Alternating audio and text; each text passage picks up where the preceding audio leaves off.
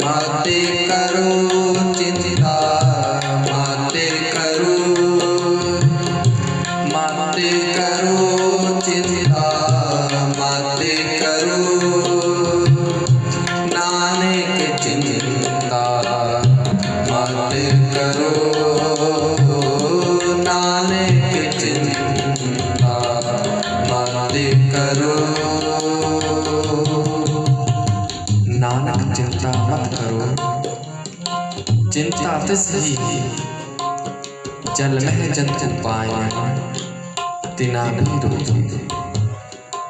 अज संगतां वालों हुक्म होया कि भाई हिंदी दे विच कथा विचार सरवण कराई जावे, क्योंकि तुसीं सारे जानते ही हो कि जो ये लॉकडाउन का समा चल रहा है, संगतां घर दे विच ही बैठ के कीर्तन सरवण कर रही हैं। ते अज संगतां वालों हुक्म होया है कि हिंदी विच कथा विचार सरवण कराई जाए। आओ आपां सारे मिल के हिंदी च कथा विचार सरवण करिए, प्यार से बोलिए धन गुरु नानक, धन गुरु नानक। इतिहास में बहुत प्यारी घटना आती है साथ संगत जी। मेरे गुरु गोविंद सिंह महाराज जी के समय में एक सिख हुआ है जिसका नाम था भाई सज्जा। घर में इतनी गरीबी है कि दिन रात मेहनत करता है, तब जाकर एक समय का खाना पका पाता है। और उसने अपने मोहल्लों की संगतों से सुना है कि वो श्री अनंतपुर साहिब गुरु गोविंद सिंह महाराज जी के दर्शनों के लिए जा रहे हैं। उसने आकर अपनी पत्नी को बताया। उसकी पत्नी बहुत सूझवान थी, कहने लगी आप गुरु साहब जी के दर्शन कर कर आओ और उनके चरणों में उनके आगे अरदास बेनती करना कि कृपा करो कि घर में बहुत गरीबी है। एक दिन भाई सज्जे ने बहुत मेहनत की,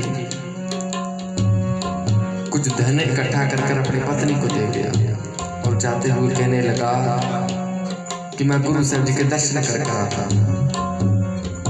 भाई सज्जा संगत के साथ श्री अनंतपुर साहिब की ओर चल पड़ा। अनंतपुर साहिब पहुंचा,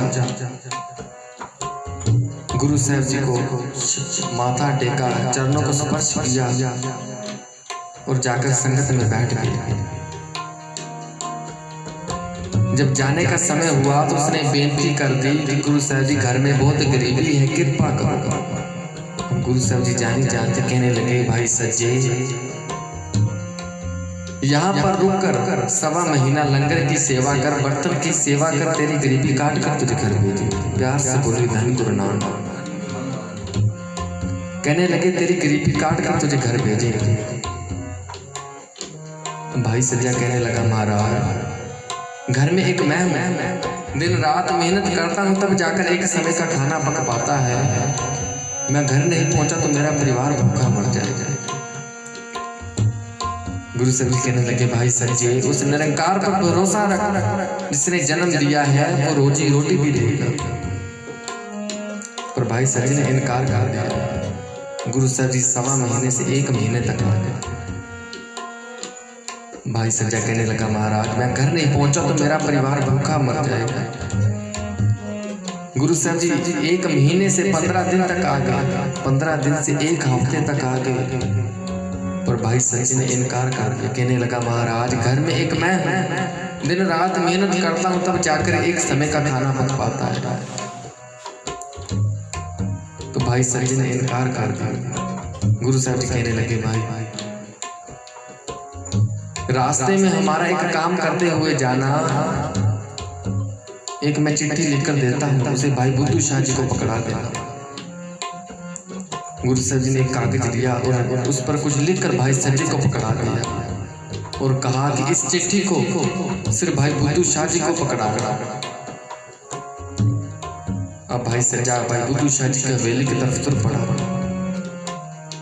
हवेली के बाहर पहुंचा तो सैनिकों ने रोक लिया। जब भाई सज्जे ने उन सैनिकों को कहा कि मुझे गुरु गोविंद सिंह महाराज जी ने भेजा है और कहा है कि इस चिट्ठी को सिर्फ भाई बुद्धू शाह जी को ही पकड़ाना, तो उन सैनिकों ने भाई सज्जे को अंदर जाने के लिए कहा।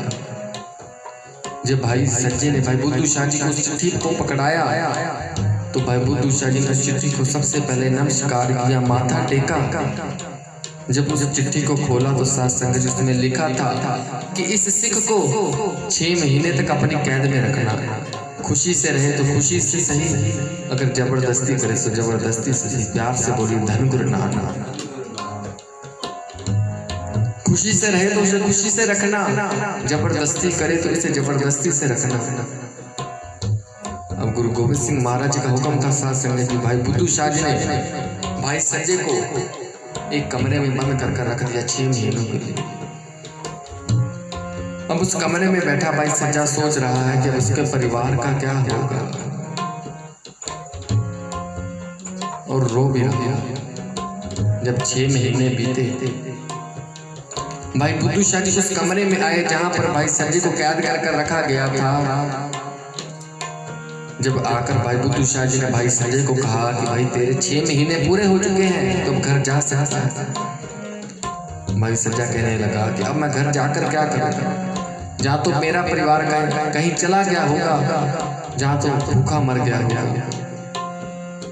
तो भाई बुद्धू शाह जी कहने लगे, भाई संजय उस निरंकार पर भरोसा रख, गुरु साहब जी पर भरोसा रख, जिसने जन्म दिया है वो रोजी रोटी भी देगा। अब भाई सज्जा हिम्मत कर अपने गांव की तरफ तुर पड़ा। जब अपने गांव पहुंचा तो उसने क्या देखा, जहां पर पहले उसकी टूटी झोपड़ी हुआ करती थी, वहां पर आज एक महल बना हुआ। मन में विचार आ गया कि कहीं किसी सेठ ने आकर, शाहूकार ने आकर मेरी झोपड़ी को तोड़कर अपना महल बनवा लिया। जब थोड़ा सा आगे गया तो उस महल में से उसके बच्चे भागते हुए बाहर आए और कहने लगे, पिताजी आ गया, पिताजी आ गया। और उसकी पत्नी बाहर आई उस महल में से और आकर भाई संजय के चरणों को स्पर्श किया, माथा टेका। भाई संजय हैरान, वो सोच रहा है कि मैं 6 महीने तक घर नहीं आया था, तुम तो आराम से रह रहे थे। तब उसकी पत्नी ने बताया कि जब आपको गुरु गोविंद सिंह महाराज ने अपनी सेवा में रख लिया था, क्योंकि उसे नहीं मालूम था कि भाई संजय को 6 महीने तक कैद में रखा गया। कहने लगे, जब आपको गुरु गोविंद सिंह महाराज ने 6 महीने तक अपनी कैद में रख लिया था, तब यहाँ का एक धनवान शाहूकार आया और इसने ये महल बनवा कर दिया है और इतना धन दौलत दिया है कि सारी उम्र बैठकर खाएंगे तो भी समाप्त नहीं होगा। प्यार से बोलिए धन गुरु नानक। इतना धन दौलत दिया है।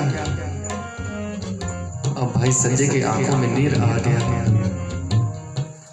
वो सोचने लगा कि गुरु साहब जी ठीक कह रहे थे कि सबकी पालना में निरंकार करता है, तू नहीं, कि जिसने जन्म दिया है वो रोजी रोटी भी देगा। कि साथ संगत जी, नानक चिंता मत करो, चिंता तिस ही जल में जन पायन तिना 84 लाख जोनी है साथ संगत जी। 84 लाख जोन में से सबसे श्रेष्ठ जोन मनुष्य की मानी गई है साथ संगत जी।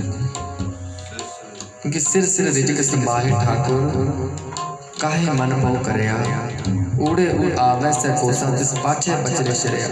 तिन कवन खलावे कवन चुगावे, मन में सिमरन करे।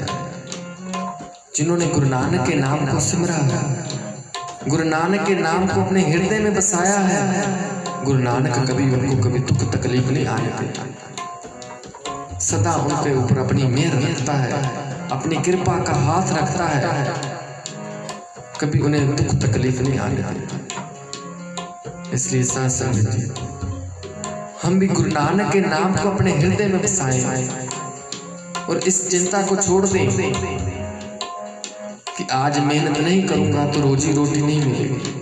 क्योंकि गुरु साहब जी कह रहे हैं, नानक चिंता मत करो, चिंता तिस ही है जल में जंतु पायन तिना भी।